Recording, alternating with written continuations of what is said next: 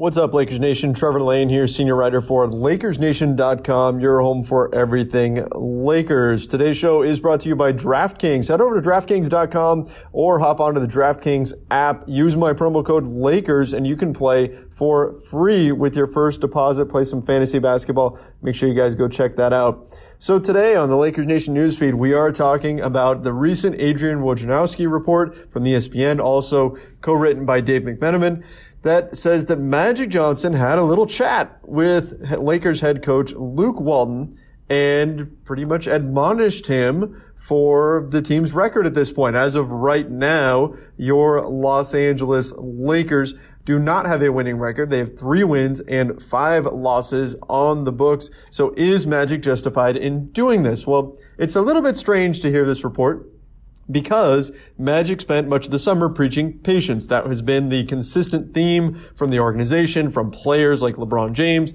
They've been talking about the need for patience. So a bit strange that here we are 8 games into the season. Things got off to a little bit of a bumpy start, and we're already hearing that Magic is chiding Luke Walton for not getting enough wins. That's not a very patient approach. So what gives? Well, there's a lot to unpack here. The first question is, where is this really coming from? This Woj report says that sources have indicated that the conversation reverberated throughout the organization. So someone is telling this to McMenamin, someone is telling this to Adrian Wojnarowski, and whenever there's a story like this, you always have to consider, who is this source and what is their motivation? Now, if you read between the lines, maybe you can take some educated guesses about where this may be coming from. But again, I'm not going to wildly speculate on here. I'm not going to get myself in trouble with the organization or anything like that. But I'm sure fans will have their guesses about exactly where these leaks are potentially coming from. Now, we know that Luke Walton does have some fans within the Lakers organization, namely Jeannie Buss. She's always spoken very highly of Luke. Now, Magic Johnson has also spoken highly of Luke in the past, but remember, Luke was not Magic's guy. Luke was brought in before Magic Johnson came on board, before Rob Pelinka came on board. And oftentimes what we see in situations like these is the new powers that be coming on board ultimately want to bring in their own guy, their guy to be the head coach. Now, is that what Magic wants here? I don't think so. I think that the ideal scenario would be that things work out perfectly with Luke Walton. But there's another dynamic here this season with LeBron James. And so people are going to question, and perhaps rightly so, question what LeBron thinks about Luke Walton. LeBron publicly has said all the right things, said that Luke is trying to find his way with his rotations and all of that. So is LeBron saying anything behind closed doors? Well, again, that would be speculation. If we assume that he is or isn't, we really don't know. For all we know, LeBron may be completely happy with Luke Walton. It's just another dynamic that we have to consider. It's another voice that now has power within the Lakers that could be questioning Luke Walton's judgment in some of these games. What have we seen so far from Luke? Well, we've seen rotations like crazy. We've seen all kinds of different switches and lineups and things like that, but that's really to be expected, right? I mean, when you look at what Luke Walton was handed, you look at the situation that he is in right now. You've got a team that has a ton of new faces. You've got veterans like Lance Stevenson, Rajon Rondo, JaVale McGee, Michael Beasley. You've got rookies coming in, Mo Wagner, Svi Mikhailuk, Isaac Bonga. Even all of these guys need to be brought together and form a cohesive unit. And that's something that takes time. NBA basketball is not an easy thing. Opponents, especially the best teams in the league, which, by the way, those are the teams the Lakers have been playing in the first week or 2 weeks of the season. Their first 10 games have been ridiculously difficult. They're heading into a weekend against the Toronto Raptors and Portland Trail Blazers. They've got all of that coming up, and yet the expectation for them to win games seems to be a bit too much, right? Maybe we're expecting too much out of them because, again, these good teams are going to take advantage of any little mistake that you make. And a Lakers team that's coming together brand new is going to make mistakes. They're going to make little problems here and there. They're going to rotate to the wrong man. They're going to not communicate the right way on defense. Maybe one guy zigs instead of zags on the offensive end. Little things like that will pop up, and that's to be expected. That's what happens when you put players on the floor that aren't all that familiar with each other. There's a growing process. It takes time, which is exactly what the Lakers have been saying from day one. And yet now here we are hearing that Magic Johnson is admonishing Luke Walton for not winning more games. Again, I wouldn't be surprised if something comes out later from Magic voicing his support for Luke Walton. Because, of course, the speculation now is going to be that Luke Walton is on the hot seat. And that's been the national take for some time, that Luke Walton is the guy that may be on his way out the door. So I wouldn't be surprised to see the Lakers come out and say something that supports the coach. But again, how real is this? How much of this is really happening behind closed doors? That's something that we're going to have to wait to see. And hopefully the organization is giving Luke a little bit of leeway. Because when you look at this roster, you look at what Magic has put together. They went into this season with some very clear deficiencies. They decided to let Julius Randle go, right? They decided to allow him to move on. And instead, they signed no one. They didn't sign anyone to be that backup center, which was Julius Randle's role last season. They also let Brook Lopez go, but hey, JaVale McGee has done a fantastic job of replacing Brook Lopez. He's been absolutely incredible. I just wrote a piece for LakersNation.com all about how amazing he's been. But they really don't have that backup center. They're using an undrafted player right now in Jonathan Williams, who, hey, credit to Williams. He's done well. But you probably need a little bit more versatile piece there, a guy who can do a little bit more. And they went into the season knowing this. They went into the season knowing that, hey, the only backup center they have is Ivica Zubac and perhaps Mo Wagner, who's hurt. He got injured in Summer League.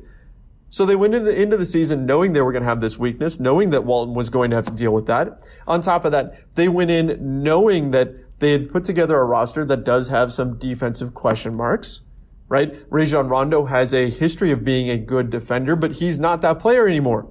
He's into his 30s. He's not a good defender. LeBron James has not been a good defender. Overall, the team right now is 23rd in defensive efficiency or defensive rating. That's where they are in the league, 20, and that's not bad, considering the roster that they have and everything they have to put together. They are seventh in offensive rating. So their offense has been good enough to where it is sustaining their defense. It's allowing them to stay in games. Defense, I think, will get better if the organization is patient, like they said they were going to be. They need to be patient with Luke Walton, give him time, because defense is so much about communication, so much about chemistry. All five guys on the floor have to be united. They have to move together as a string, as though they're on a string. That's what needs to happen in order to be successful on the defensive end, and that takes time to build. So again, I don't quite understand where the Lakers organization is looking at this and getting the feeling of frustration. I think that this was expected. I understand fans being frustrated. I understand that because, hey, the message has been it's time to win, right? The Lakers are no longer rebuilding. They're going to win games. I've seen fans online questioning Luke Walton's job, saying that maybe he should be let go, that he's not doing a good job with rotations. Those are fair criticisms. But it's kind of early for this.